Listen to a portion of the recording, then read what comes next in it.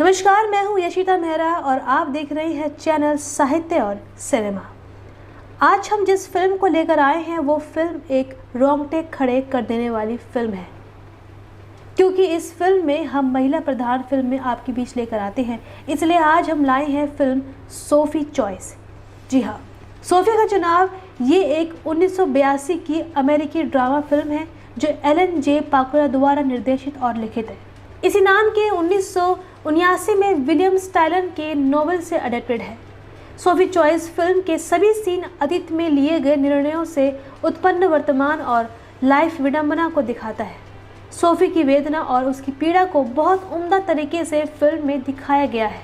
इस फिल्म को 55वें academy awards जो 1983 में दिए गए, उसमें 5 कैटेगरी में नॉमिनेशन मिला था। कास्ट एंड क्रू, अगर बात की जाए मुख्य किरदारों की तो Meryl Streep, Kevin Kline, Peter McNicol ने फिल्म में मुख्य भूमिका निभाई है। फिल्म को निर्देशित किया है एलन जे पाकुला और सिनेमेटोग्राफर है नेस्तर एल्मेंड्रोज। फिल्म की एडिटिंग की है इवान लोटमैन ने और संगीत दिया है मार्विन हैमलिश। $9 मिलियन के बजट से बनी ये 52 मिनट की फिल्म 1979 को यूएस में रिलीज हुई थी और इसका बॉक्स ऑफिस कलेक्शन रहा था $30 मिलियन। फिल्म की शुरुआत में दिखाया जाता है कि ये लगभग 22 साल का युवा और उभरता हुआ लेखक स्टिंगो ब्रुकलिन में रहने आता है। यहाँ आकर वो एक घर में रहने लगता है। जिस घर में वो युवा लेखक रहता है उसी घर की ऊपरी मंजिल पर एक काफ़ी रिच दिखाई देने वाला जोड़ा भी रहता है, जिनमें एक होती है सोफी और उसका प्रेमी होता है नेथन। सोफी और नेथन एक दूसरे को टूटकर प्यार करते हैं। उनके सिवाय उन दोनों के किसी से कोई लेना देना नहीं होता है। युवा लेखक स्टिंगो अकेला है और शायद उसको अकेला रहना ही पसंद है।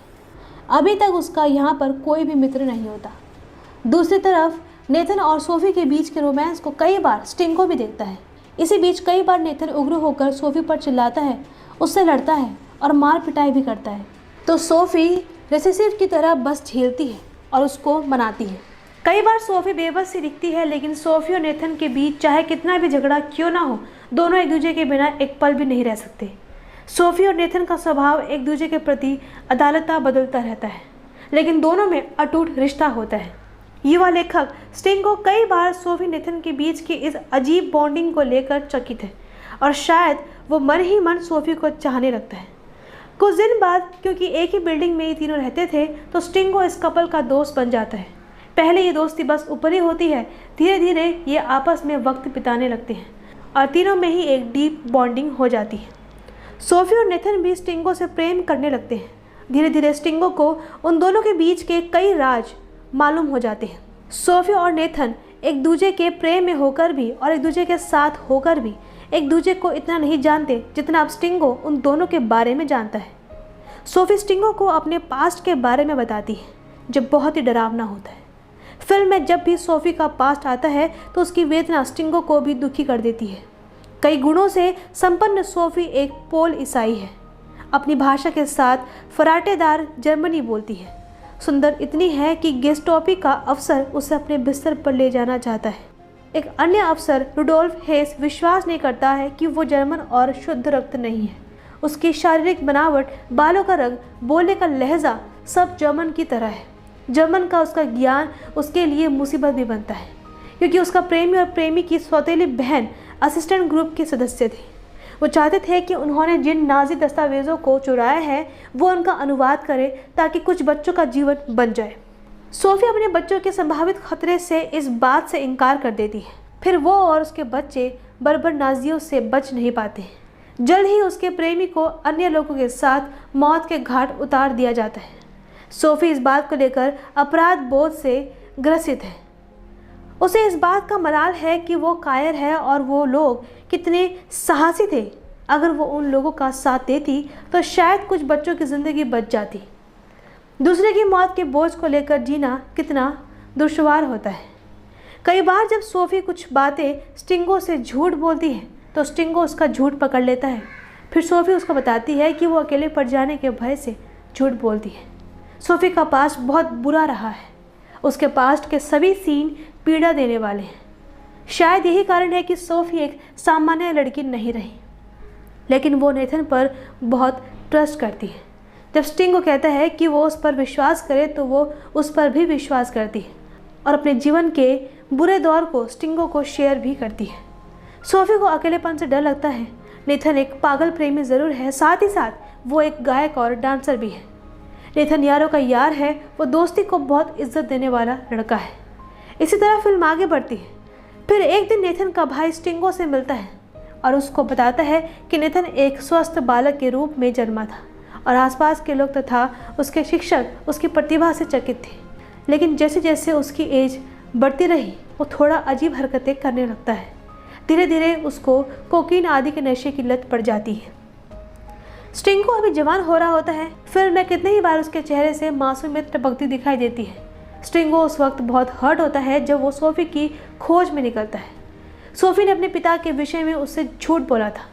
अब उसे पता चलता है कि सोफी का पिता क्राकोव विश्वविद्यालय में पढ़ाता है और सोफी का पति उसका शिष्य था।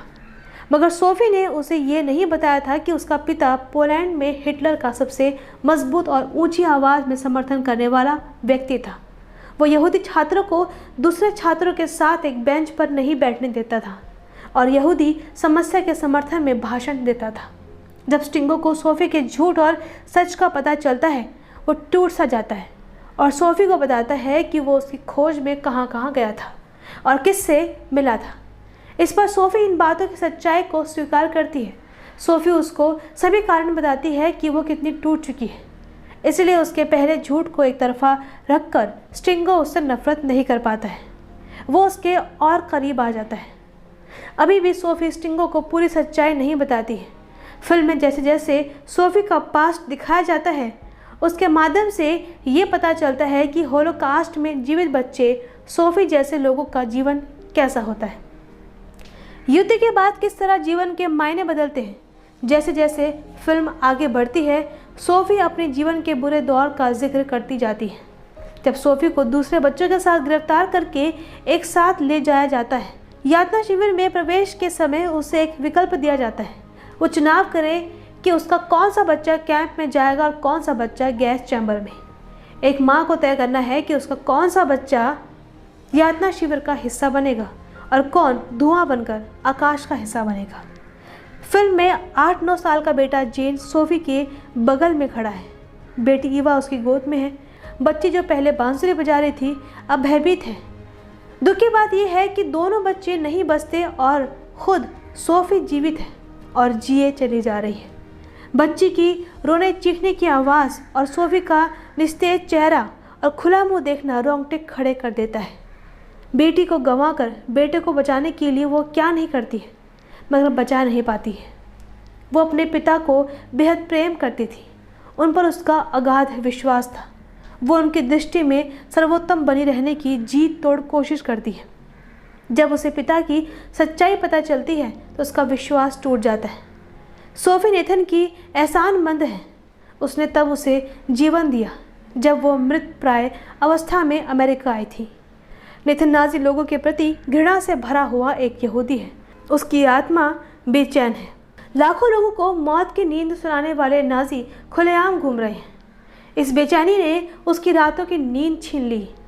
नेथन ने सोफी और स्टिंगो को बताया हुआ है कि वो एक वैज्ञानिक है और शीघ्र ही उसका एक ऐसा आविष्कार सफल होने वाला है जिससे उसे शर्तिया तौर पर नोबेल पुरस्कार मिलेगा।